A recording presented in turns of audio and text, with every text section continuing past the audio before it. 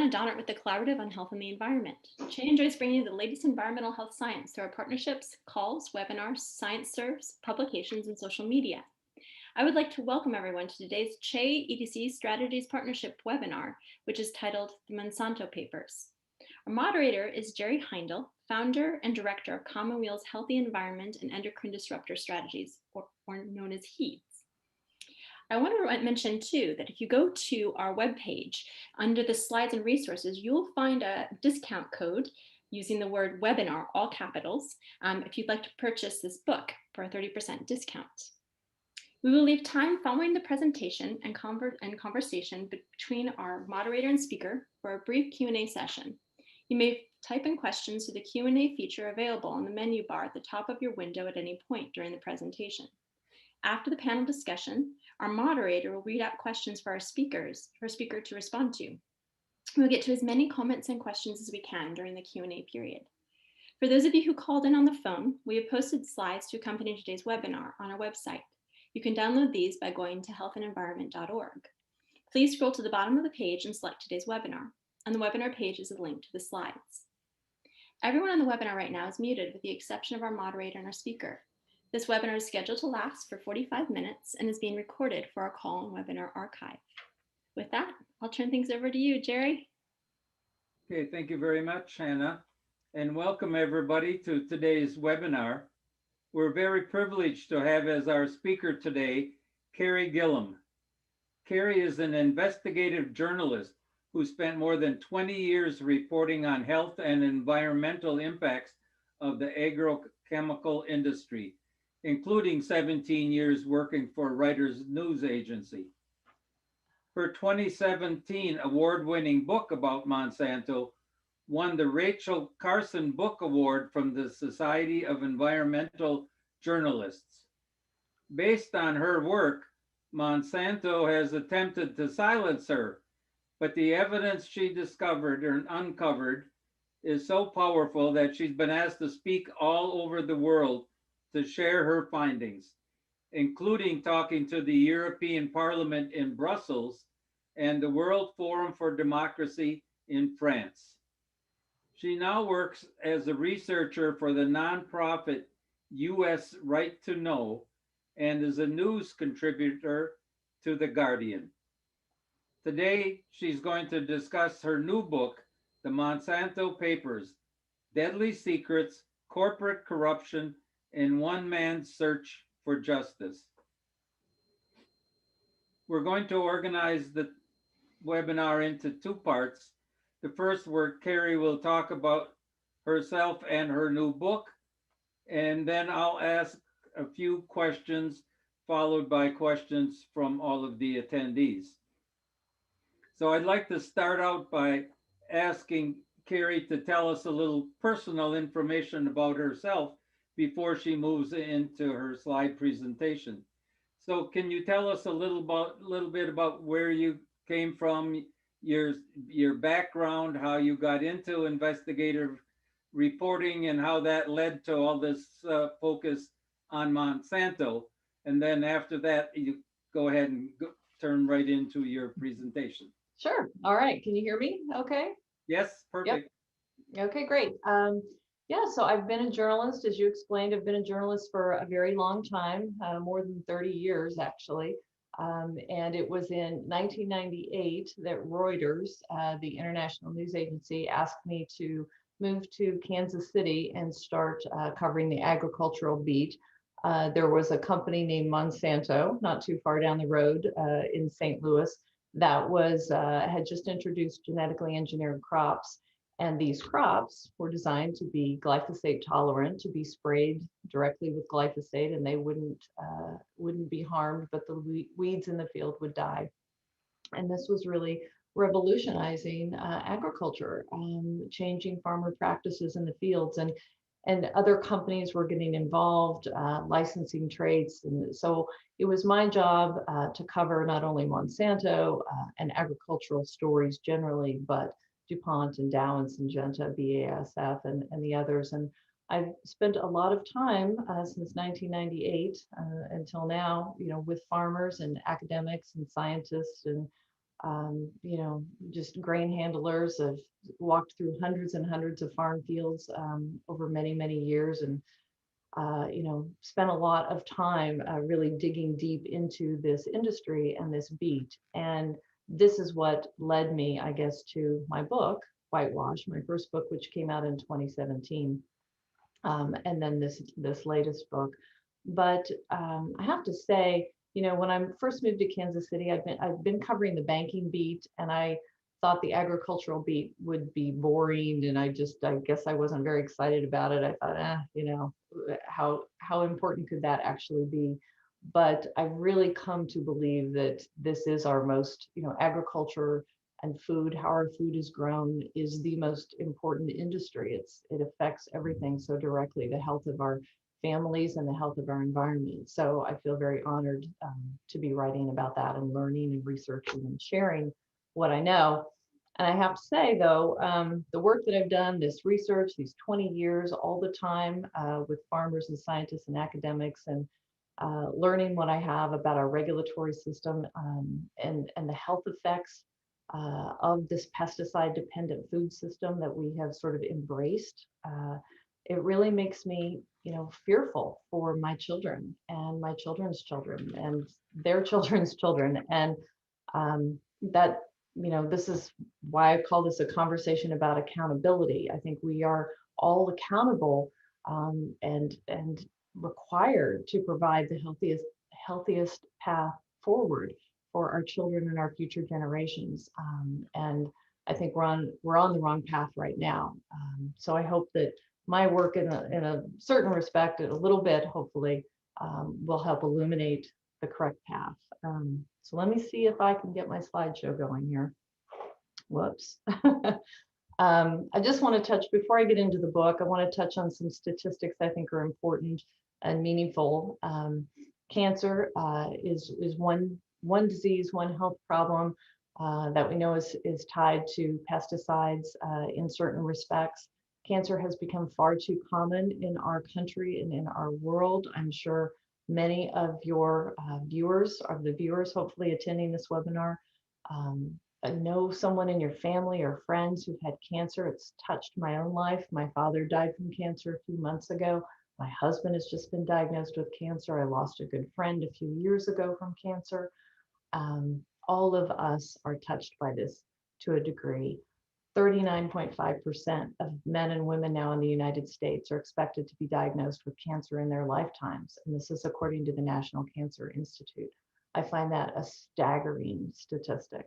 I think we all, you know, we're getting used to it. We're getting accustomed to it. We see ads for things that, you know, drugs and treatments and chopping off body parts. And we're told we can live with cancer.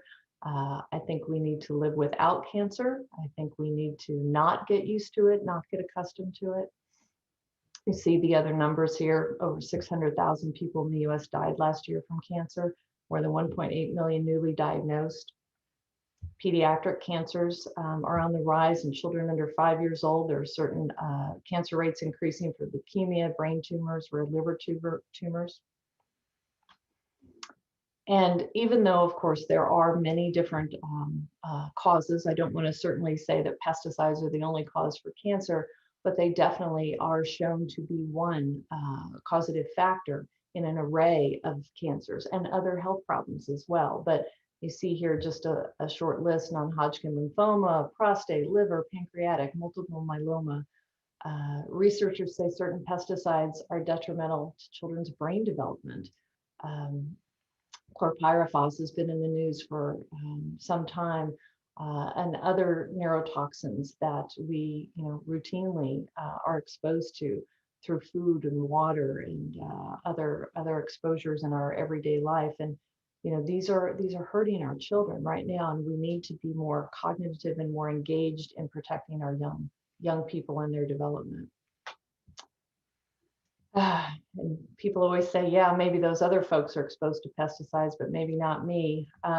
This research shows 90% of Americans have pesticides or their byproducts in their bodies. Human exposure to pesticides has become ubiquitous. I'm just going through these pretty quickly because I know we want to focus on the book. But I do think that this sort of information is contextually very important, because this is the framework. This isn't, you know, this isn't about just one book and one chemical and one company. This is a much larger story that I'm hoping that my book, you know, tells. The United Nations on pesticides. Pesticides are a global human rights concern, UN experts say. And they've been urging that a new treaty, that new practices and policies, and that there be a new way of looking at pesticides in terms of our exposures. And again, you know, it's important to realize it's not just us people, it's the environment. You see more than 40% of insect species are declining, a third are endangered. Intensive agriculture, heavy use of pesticides is thought to be a very contributing factor to our plummeting insect numbers. And birds, you know, we're seeing a great loss of birds. Grassland, more than 700 million birds in the US is of the grassland species. In the agricultural areas of our country, we're losing these birds, and these are very instructive. Scientists tell us about what we're facing ourselves for our own human health and our future. So get into the subject matter, I guess, at present. So my first book, Whitewash, which came out in 2017, was really focused on Monsanto and glyphosate and the history of this chemical, which Monsanto was able to market and promote to become the most widely used herbicide in the world. And glyphosate, active ingredient in Roundup, Ranger Pro, other sort of brand names that people are probably familiar with. Glyphosate has a long history of use in agriculture, but also in use around school districts and parks and playgrounds and municipalities. And of course, consumers use it to spray around gardens and to try to keep their lawns neat. It's used on golf courses to keep the greens pretty. So this is a very widely used and ubiquitous pesticide. Researchers have found, with our US Geological Survey, have found this in rainfall and air samples, as well as it's commonly found in food products and water, and of course in human urine. Researchers have found that. So my first book was really about that science and that history, and how Monsanto had worked to suppress a lot of that science. And that was based on, that book was based on a lot of freedom of information documents that I had obtained, records from a lot of state universities, secrets that Monsanto had tried to keep. My new book sort of builds on that and picks up with the litigation, the Roundup litigation that started to be filed in 2015. And one of the first people, the first person, one of the first people to file a lawsuit, and then the first person to actually go to trial against Monsanto, is the subject of this new book, the Monsanto Papers.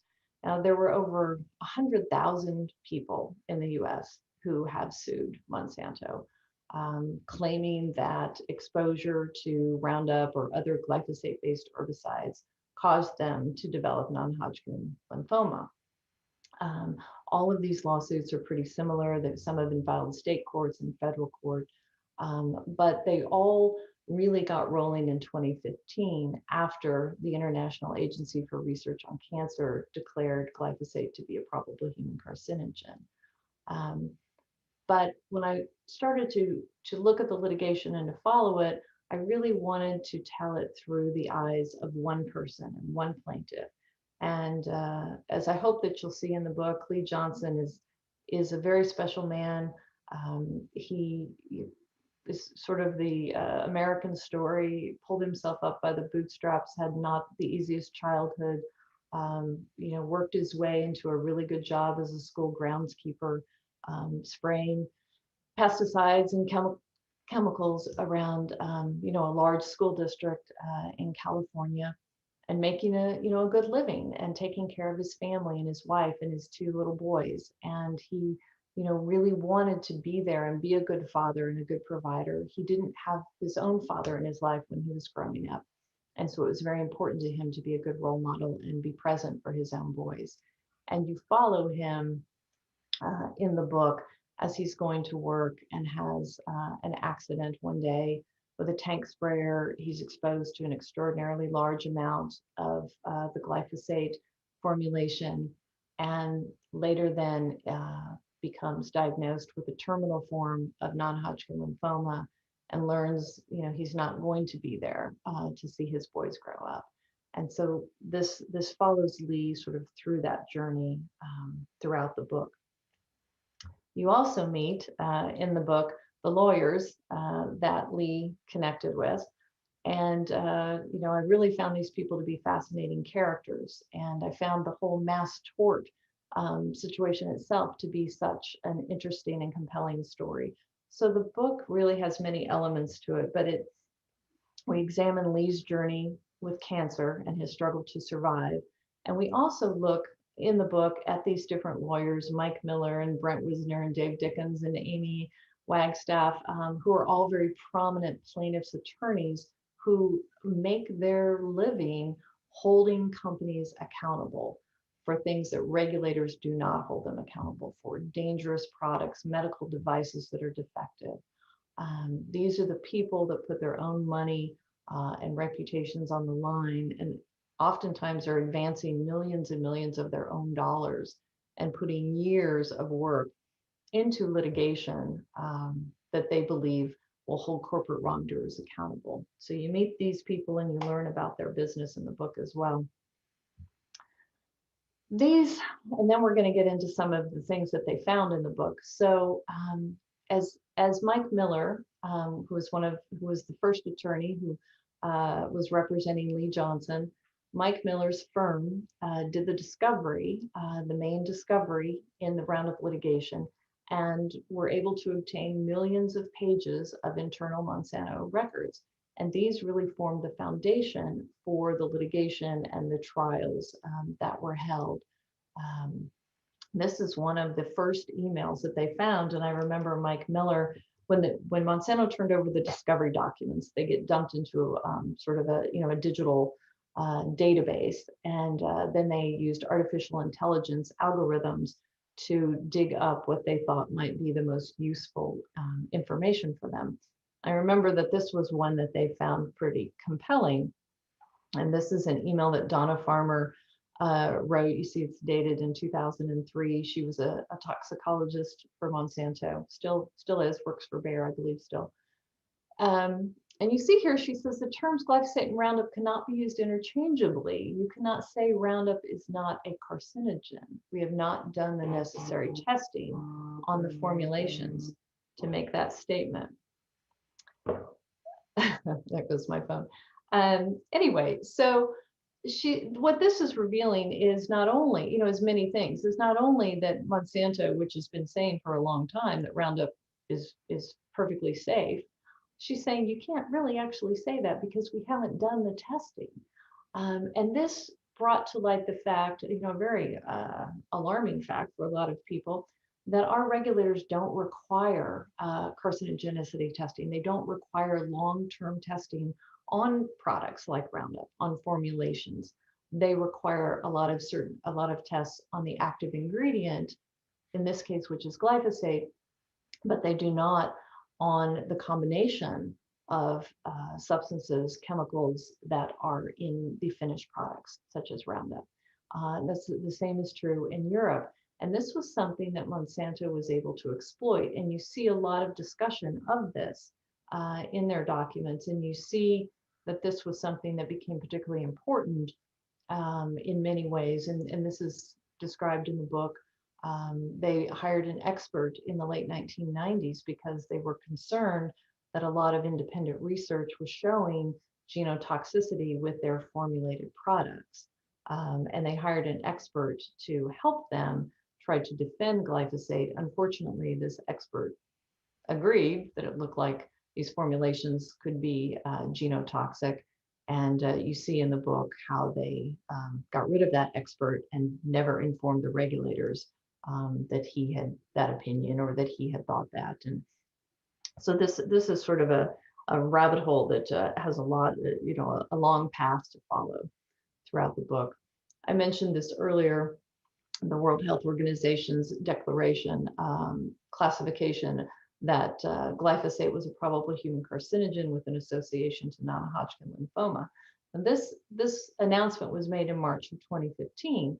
And this is important because what we see in Monsanto's internal documents, again, and these were all laid out at trial and these are in the book, is that Monsanto made a lot of noise when this came out and said, these scientists are wrong. This is junk science. This is crazy.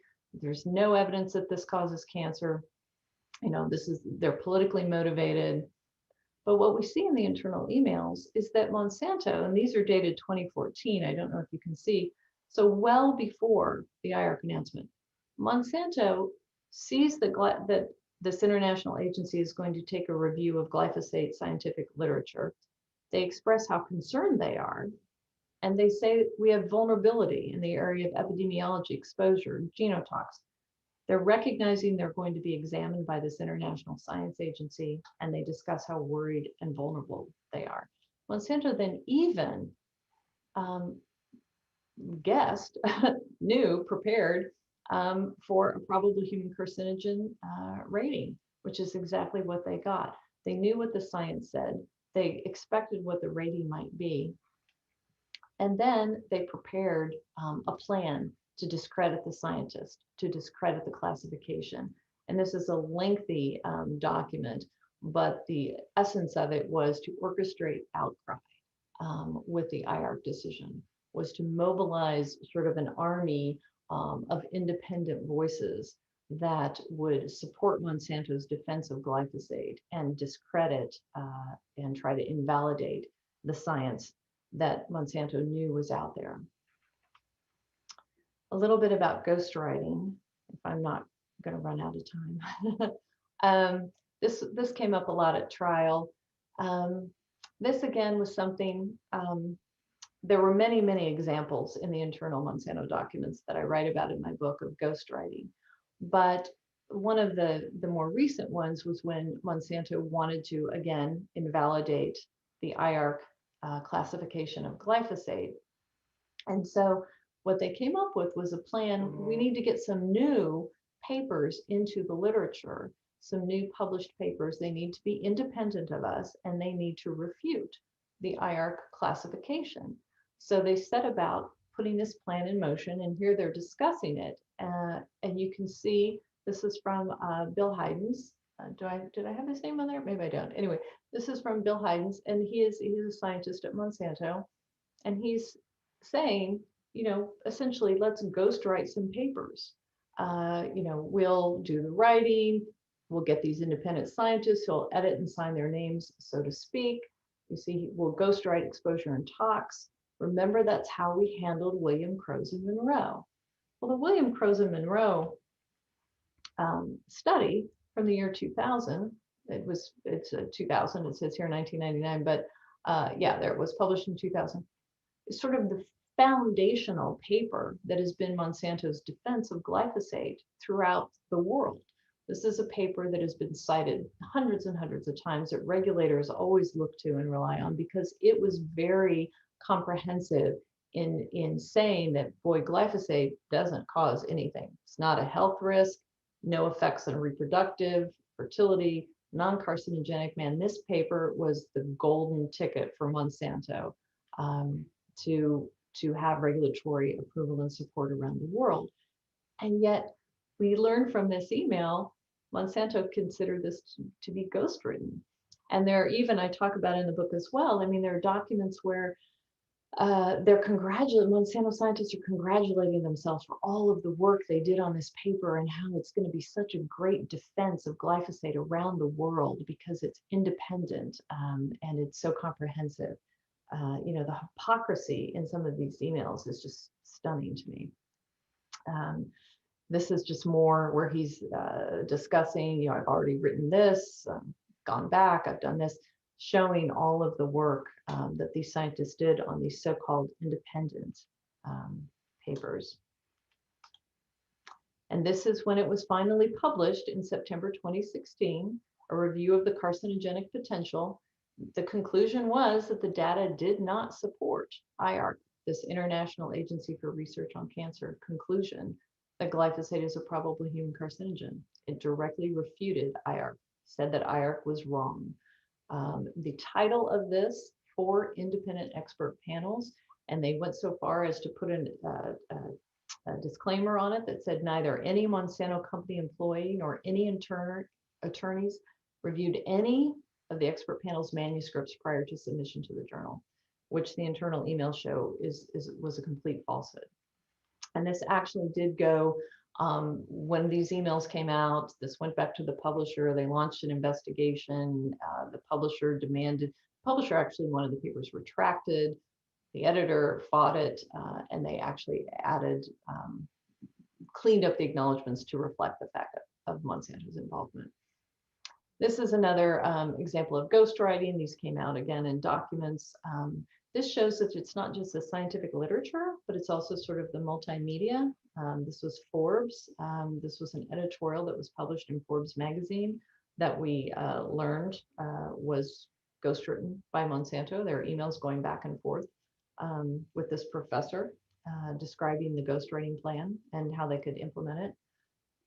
This is an in-house lawyer from Monsanto talking about the consulting group that they hired to write up op-eds and letters to the editors and things like that could talk about how safe and wonderful glyphosate was and how wrong these international cancer scientists were.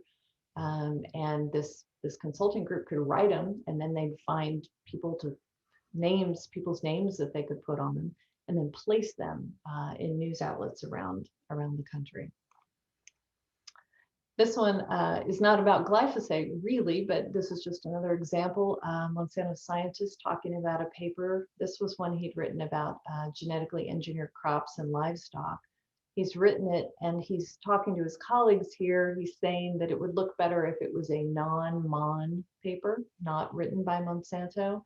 But he's concerned that faculty members may not want to just take something they did not produce and slap their names on it. He's having a hard time finding people who didn't write it to put their names on it and look like they wrote it. But all of this, there's so much of this that just illustrates, so much of this that illustrates Monsanto's, trying to get my timer there, Monsanto's efforts to be duplicitous. Questionable EPA interactions. There are many of those as well. I'll try to go through these kind of quickly.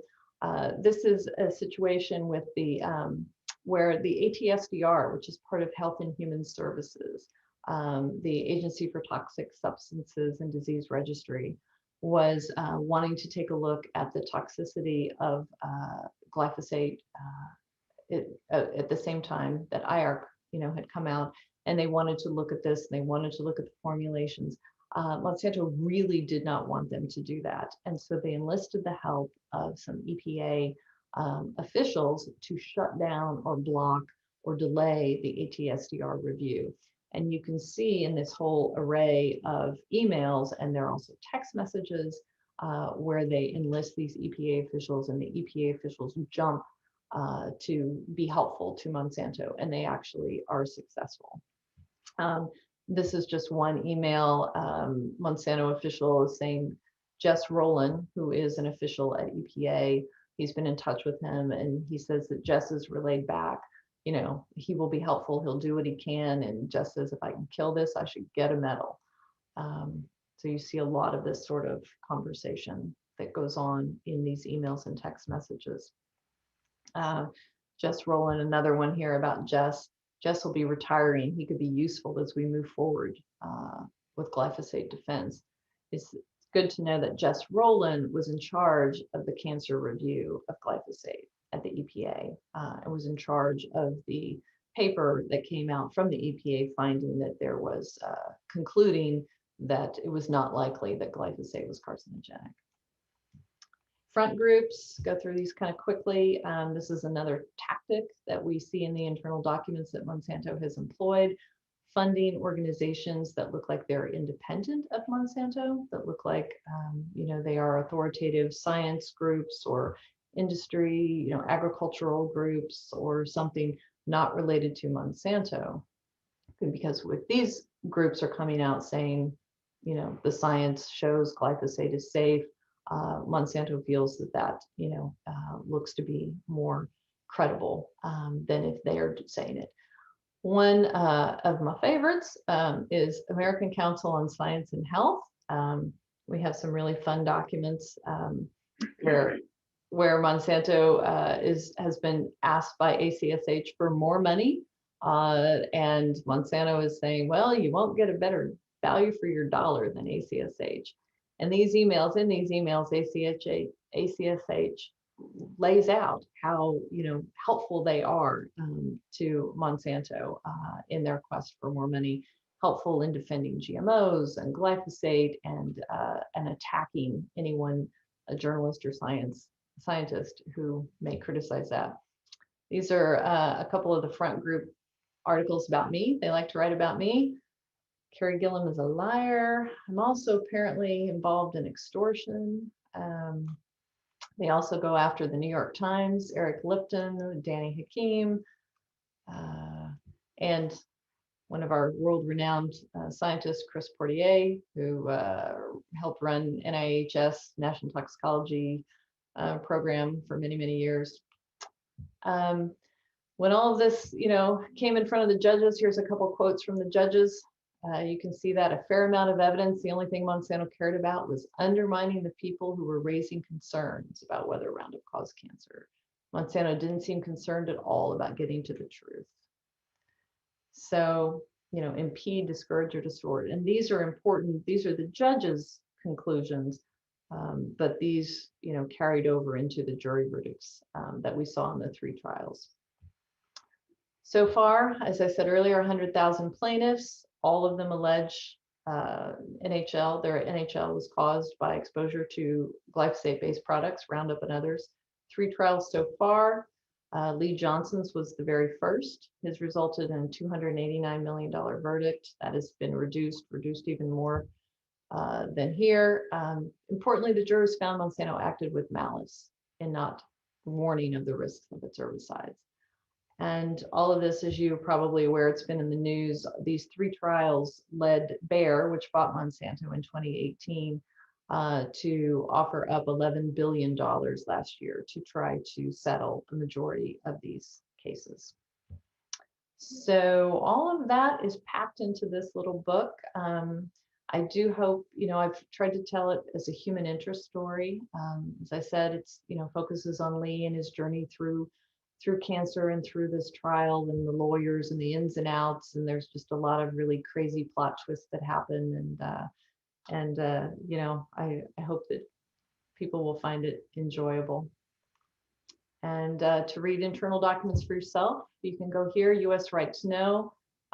We put all them up. I direct research here and gather documents to share with the public, and you can find them there. Okay, thank you very much. That was a terrific overview. Let me just start by asking a couple of questions. I thought you did such a terrific job kind of personalizing everything. And, you used a lot of specific quotes from people, from the lawyers, from this guy, Lee Johnson and stuff. So how did you get all that kind of information? Well, as I say this in the back of the book, I was either present for every conversation that I recount, in quotes, I was either present personally and witnessed it, or it's in a transcript somewhere, or on a recording somewhere. I didn't make up any of the conversations or try to recreate events in any way that were not locked down factual in terms of, a transcript or a record in some way. But I spent a lot of time covering this. I spent a lot of time with these people and traveled around the country with them, and really tried to get behind the scenes so that I could tell the story, in a unique way. Yeah, it really showed in reading the book. The one thing that is kind of hard for me to comprehend is the kind of burden of proof in a trial like this, because it's still obvious in the literature with the IR is presumed carcinogen and the EPA not quite agreeing, and so the data is not so terribly strong in some areas, but yet the jurors sided with the defendants and they gave them a lot of money. So how does the jury look at data like that? Yeah, well, and these trials all were pretty lengthy trials, and they comprised sort of two different sets of evidence. So there was the scientific evidence, which, as you said, is mixed, and so the plaintiff's attorneys would present the science that they best represented their case that non-Hodgkin lymphoma can be caused by exposure to these products, and the defense presented science that contradicted that, because of course there is science that contradicts that. Some of it which Monsanto has had its fingers in, but some of it that Monsanto apparently has not had its fingers in. But then they also looked at the evidence of deception and manipulation and tinkering with scientific literature, which is much more extensive than what we just touched on here today, and collusion with regulators and influence of regulators. And when the jury weighed it all, and then the personal factors for each individual plaintiff, they had to determine, is it more likely than not that this was a factor in causing this person's cancer. And unanimously, these juries did all decide that. And you have to talk to the juries, as I've done many of the jurors, but they were frankly outraged. A lot of them were just outraged by the levels of deception. And because I think it begs the question, if your product really doesn't cause cancer, if it really is safe, there should be no need for deception. There should be no need to manipulate research. So. Okay, terrific. So what would you say is your kind of hope for this book, that the impact that it will make?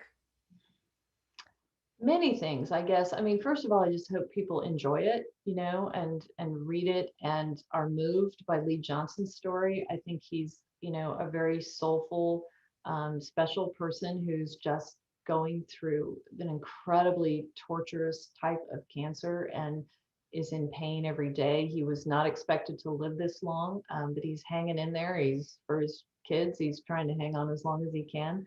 And he's trying to use his energies to speak out about pesticide use now, and the need to be more, restrictive and aware of the risks.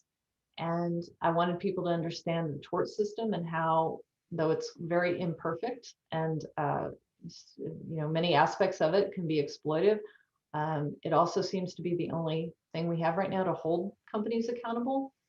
And I want people to recognize the dangers that these companies are hiding from us. So a lot of messages in that book.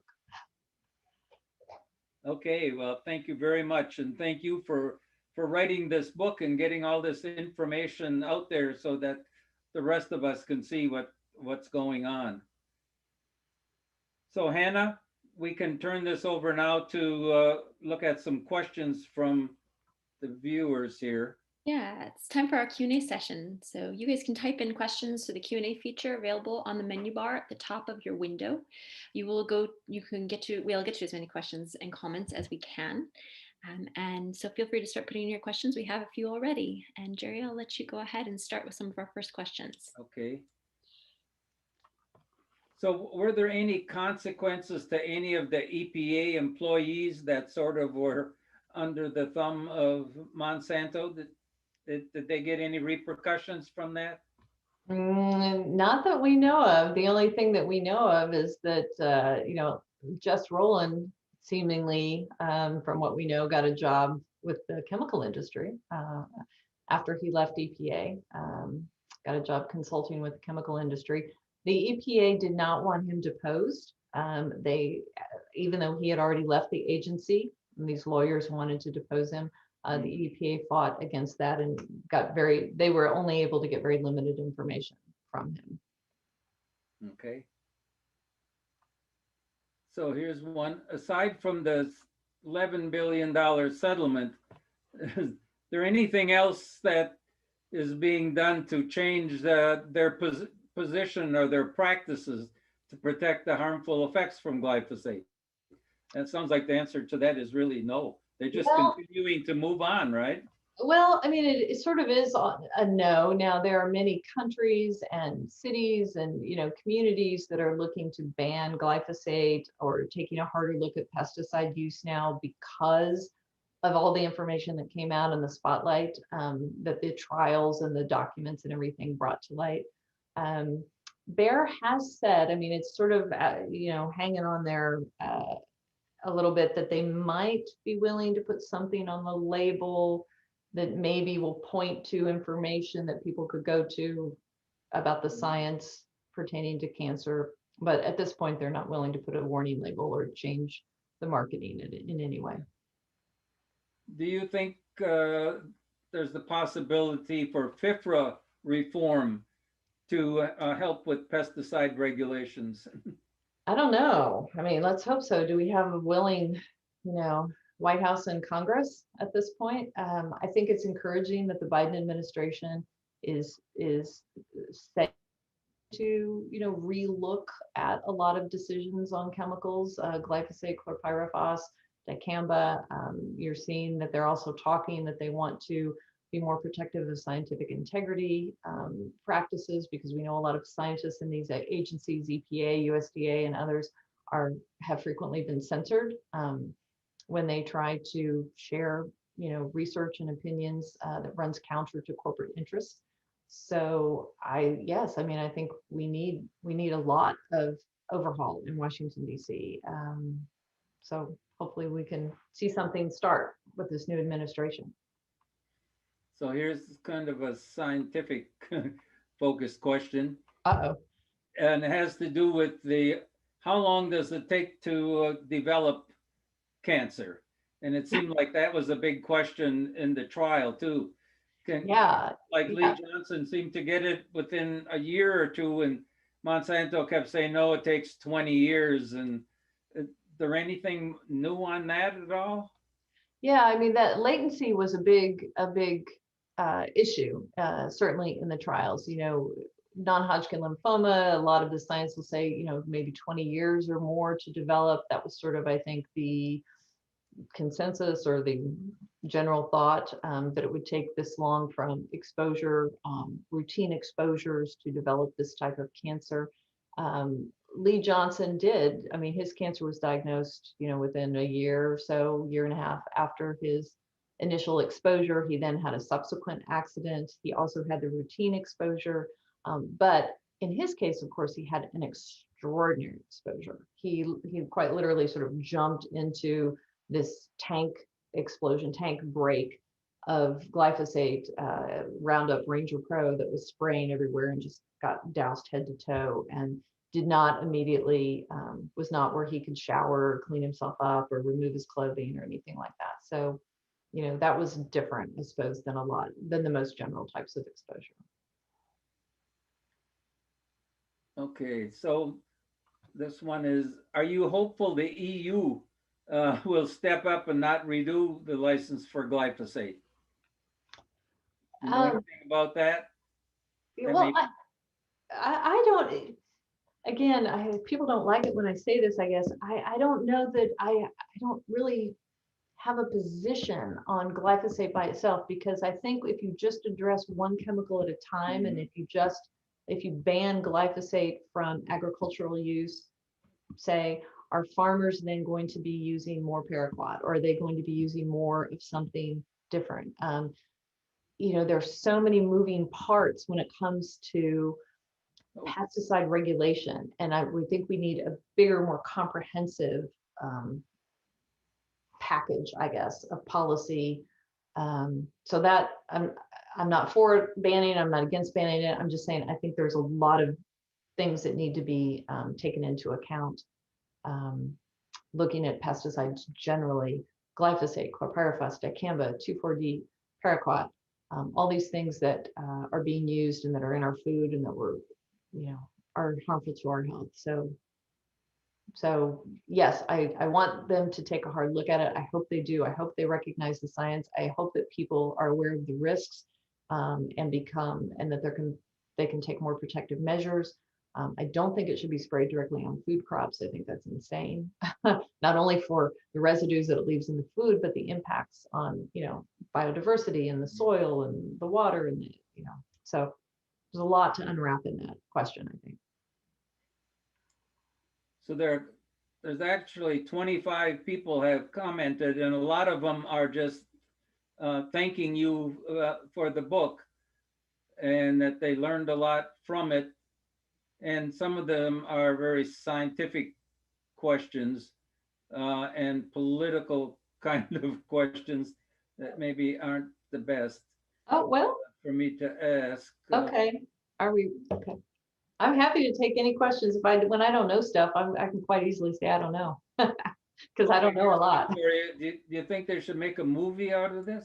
Yeah. Just like the other movie, Dark Waters, this would be the same kind of perfect thing. Well, I gotta say, when I was reporting all this and watching it unfold, and I saw all the things that happened, like this tragic accident on this eve of trial, and this, just sort of all these crazy things that were happening, I thought it's got to be a movie. It just has to be a movie. And of course, I can't make a movie, so I wrote a book. But yeah, it would be a fun movie, I think, or an important movie. I shouldn't say fun, important. Okay, I'm looking to see if there's any quick. This person just has a comment that they work for the Farm Worker Association of Florida, and they work on pesticide health and safety. And they found many long-term consequences to farm workers from chronic pesticide exposure. Yes. And they think part of the problem is the cozy relationship between the agricultural agrochemical industry and the EPA. And in order to do something, we need to fix that. And I think that's something that you've always already said. Yeah, quite definitely, quite definitely. I mean, I'll just mention this quickly. In the internal Monsanto documents, you see that their own people, when they're spraying these chemicals, they warn them to, wear all this protective gear, be sure you go through all of these protocols. But then you see them advertising these chemicals on television, and you see people in shorts and, flip-flops or tennis shoes or whatever with no gloves, no respirator, just spraying at will. So it's a different message internally than it is to the rest of the world. Okay, Carey, thank you so much. We really appreciate it. It was terrific. Thanks for having me. And I'll turn it back now to Hannah. Great. Thank you so much, Carey and Jerry. If you would like to learn more, you can purchase the book using a discount code, as I mentioned, offering a 30% discount.